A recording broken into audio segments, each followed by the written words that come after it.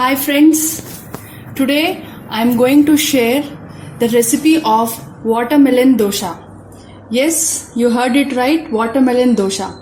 So let's get started with the recipe. Generally we all eat this red or pink flesh, but we throw it this white color portion. But this is also highly nutritious. So I am removing the red portion. The outer green layer is somewhat very thick, therefore we peel it with a knife carefully. This is the white portion. For our watermelon dosha, we will take only this white portion. Cut into small pieces like this. So my main ingredient, watermelon pieces, 1.5 cup. Next comes rice, 1 cup. Normal milk, 1/2 cup. Here I am using normal milk. If you want, you can use coconut milk also. Poha or beaten rice, 1/4 cup. Grated coconut, 1/4 cup. And salt according to your taste. To get started with the recipe first, we have to wash the rice and poha properly and soak it in normal water for at least 1 hour. After 1 hour, you can see the rice is properly soaked. The flattened or beaten rice or poha is also soaked properly. Now the next step is to take all the ingredients in a mixer jar and grind them into a smooth paste. Now I have taken the watermelon pieces. Now I am adding soaked rice, 1 cup.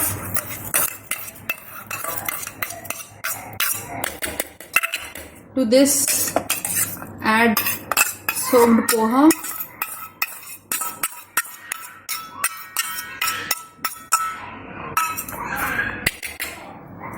Grated coconut, milk,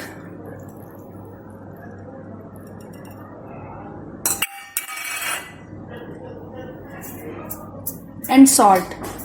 If you want, you can adjust the salt later on. Now I am adding just a little amount of salt. We will grind all these ingredients to form a thick paste. After blending all the ingredients, we have got the batter like this.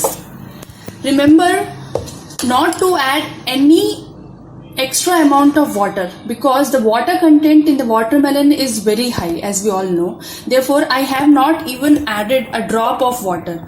So the batter consistency is like this. If you add more water, the paste will be thinner. So my batter is like this. Very good free-flowing dosha consistency batter. Now we have to keep this for 6 to 8 hours for fermentation. Doshas will not come immediately. We have to keep it for 8 hours, minimum 8 hours at room temperature for fermentation. After 8 hours of fermentation, you can see the batter has thickened somewhat. Now this is the perfect time to make our watermelon doshas. For making doshas, put the tawa on the flame. First the flame should be low. While the tawa is getting heated, we will add a handful of finely chopped coriander to the batter.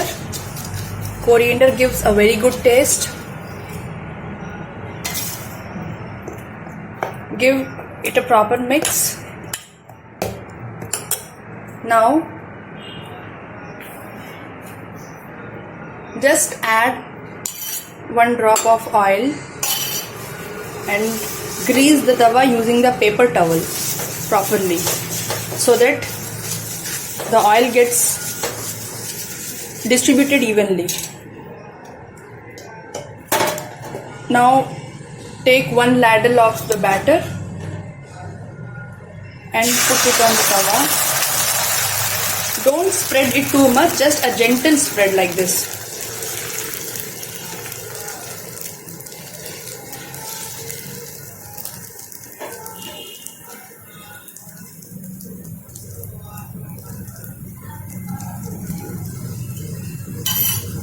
Put oil round the corners.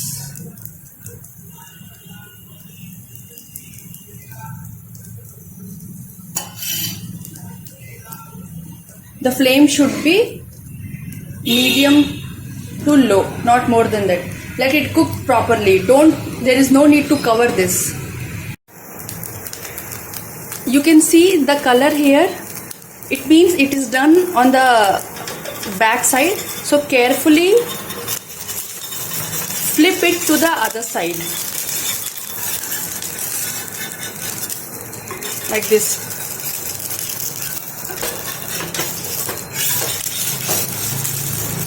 Like this.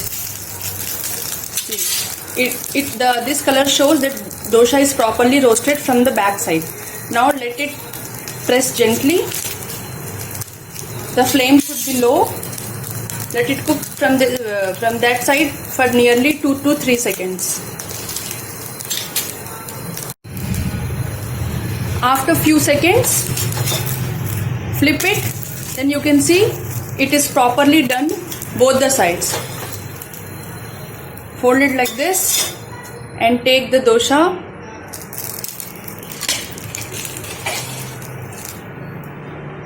In a plate. So friends, I have served my watermelon doshas with the tomato chutney, the recipe which I already shared with you all. If you like my watermelon dosha recipe, please like, comment and subscribe. Thank you so much. Bye bye. Take care.